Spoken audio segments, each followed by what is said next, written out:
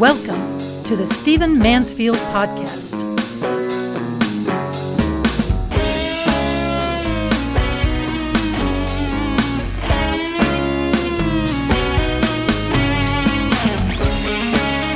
Well, welcome to the Stephen Mansfield Podcast. Thank you for joining me. I want to dive into a troubling subject in this episode, and I want to tell you right up front that I'm so disturbed by some of the things that I encountered in a recent trip to Eastern Europe that I'm actually doing this topic that I'm going to talk to you about now in my podcast for men, the Great Man podcast, as well as this podcast. So if you listen to both my podcasts, you're going to get this twice in some form because I just believe I've got to make this known. This past week, I traveled to Eastern Europe. I'm the chairman of the board of an organization called Uncaged, and we are about helping rescue people from sexual trafficking worldwide, and then putting them in what we call sanctuaries, which are facilities that we've designed that help them, and we've designed and built that help them to recover, help them to heal, help them to learn skills, and get back into productive and happy lives. Let me tell you a little bit give you some broad information about sex trafficking, because quite frankly, it's so shocking that it's hard for some people to get their minds around. In the world today, there are approximately 48 million people. Different governments use different stats, but I think you can rely on the stat 48 million. There are approximately 48 million people who are being moved around or trafficked. The vast majority, 85%, for sex trafficking, and the smaller portion, about 15%, for labor. So obviously, some of that 15% would be males. Probably the majority of that 15% would be males. But the vast majority of the 85% of the 48 million being trafficked worldwide are going to be women. Now, even when I say these words, I know it's hard for some of us to get our minds around this. This means that human beings are kidnapped. It means they're sold. It means they're taken from situations of poverty and broken families, and they are used for servicing people for sex. And that money is held by, what basically are cartels, mafia kinds of organizations that run these people. This happens all throughout the world. This happens extensively in Europe because some of the good things about the EU, the European Union, allow movement across borders. And that's where this trafficking really takes hold, is where you have free movement across borders. So 48 million worldwide. I was in Eastern Europe. About 60% of all trafficking in Europe goes through Romania. So I was in Romania a little bit.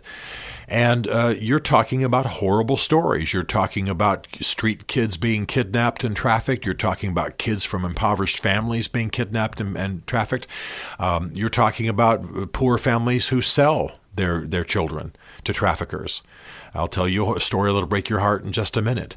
And this goes on worldwide. This goes on absolutely in the U.S. We know that, suburban kids, teenage kids go to the mall. Somebody comes up to them, says, "Wow, you're pretty. I represent a modeling agency. Can I take some pictures of you? Come out to my van."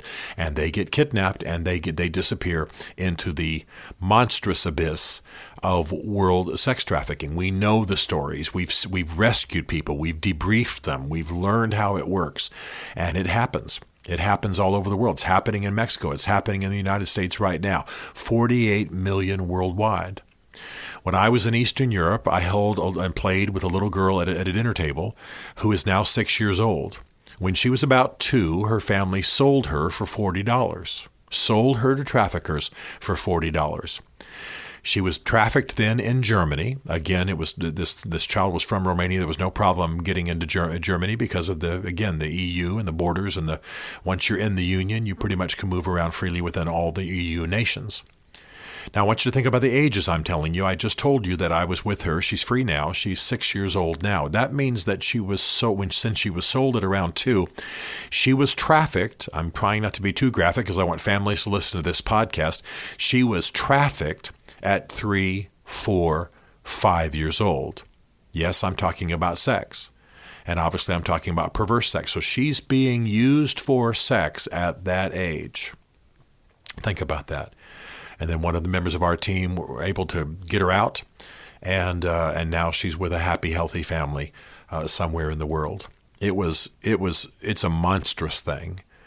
And yes, you're talking about millions of children. You're talking about, of course, millions of teenagers. You're talking about millions of older women. You've seen things in the movie Taken, for example, starring Liam Neeson, a good example of a perfectly healthy teenage American girl being caught and kidnapped and taken to absolutely disgusting brothels in the Middle East.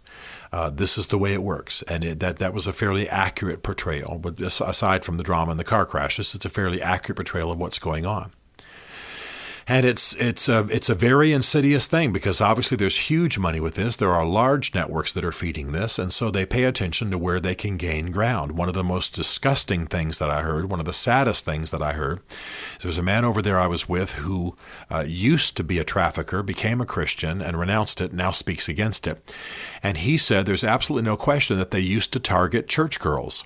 He said, we used to target church girls, and here's exactly what he said. I want you to hear this. He said, we targeted them because they're pure, for the most part. He meant virginal in the sexual sense. I'm not trying to be too graphic, but you have to think that way.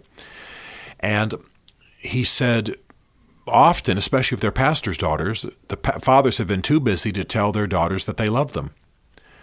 So if we tell these daughters 5 times, now this is exactly what he said, and I'm not even sure I understand why these particular numbers or these particular things are true, but he said if we tell a church girl that we think she's pretty 5 times and buy her a flower, that's an exact quote, we have her. If we tell her she's pretty 5 times and buy her a flower because her parents, because her father is too busy to tell her he loves her and to be loving and close and relating to her, we have her. Now think about that. They're targeting the church. We know that they work their way into youth ministries to get close to young girls. We know that they work their way into community centers. We know that the traffickers are sometimes even public school teachers. Now, I know that some of you who might be public school teachers might be upset by what I've just said. I do not have any evidence that that's true in the U.S. It's absolutely true in Eastern Europe. So understand what I'm trying to say. I'm trying to tell you the exact truth, and I'm not just casting aspersions. So this is horrible. And we know that here in the U.S., I mean, thank God, finally airlines, like my airlines, Delta Airlines, I have no financial connection to them, I fly them all the time.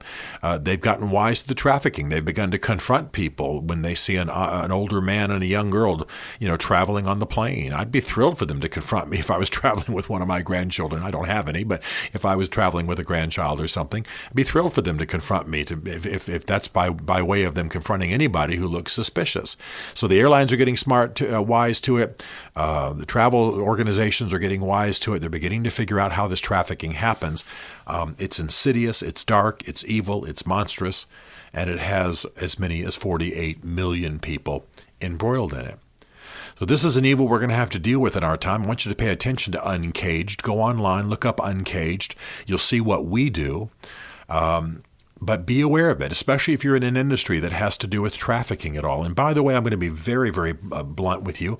While I was there, one of the scandals that was breaking out is that girls were being trafficked to American military bases. That some of the people who made the decisions about contracts and about the spending of money at these American military bases, one in Romania, this is, by the way, very much in the news, you can look it up online, that they were finding that girls were being trafficked to the American military bases, particularly those who had to those officers who had to do with procurement and the spending of money. So we're not innocent of this. This isn't happening just outside of our borders, and it's not happening apart from Americans when we are outside of our borders. Tremendous trafficking happening. And by the way, you can see online, all of this can be Googled. You can see online that the same thing's been happening near military bases in Europe. And so, I'm sorry, I meant to say in Japan. So all of this to say that trafficking's becoming huge. And it's not just that trafficking's a new name for prostitution. It is that there's a whole new insidious, forced networking kind of thing happening that we need to pay attention to. Now, just for a moment, think about those you love. Think about the women you love. Think about the little children that you love. I don't want you to be afraid, but I do want you to be aware that these networks would like to have them, that they're at the malls, that they may be working their way into some youth ministries, that they may be working their way into some youth organizations, that they absolutely go to impoverished parts of the world and buy children by women. This is absolutely happening. I'm making none of this up. I want you to be aware of it. I want you to use what position you have to combat it. If we can help you at Uncaged, we will. This is a scourge in our generation. You will be dealing with it the rest of your life. If you're old enough to listen to this podcast, you're going to be dealing with this, and it's going to be a factor in our lives, in our generation for the rest of our lives. But we can turn the tide. And there are a lot of ways to get involved and to help. But this trafficking has got to end. Get educated. Get smart about your own family, the women, the young people in your own life, and give money, absolutely give money, but become wise and do what you can to help battle this thing. I've declared war on it myself. I'm the chairman of the board of Uncaged, but beyond that, just at a personal level, beyond that position, I'm going to battle this ugly thing for the rest of my life, and I'm looking forward to partnering with you in doing that. Stephen Mansfield is a New York Times best-selling author, a popular speaker, and a frequent faith and culture commentator on Fox and CNN.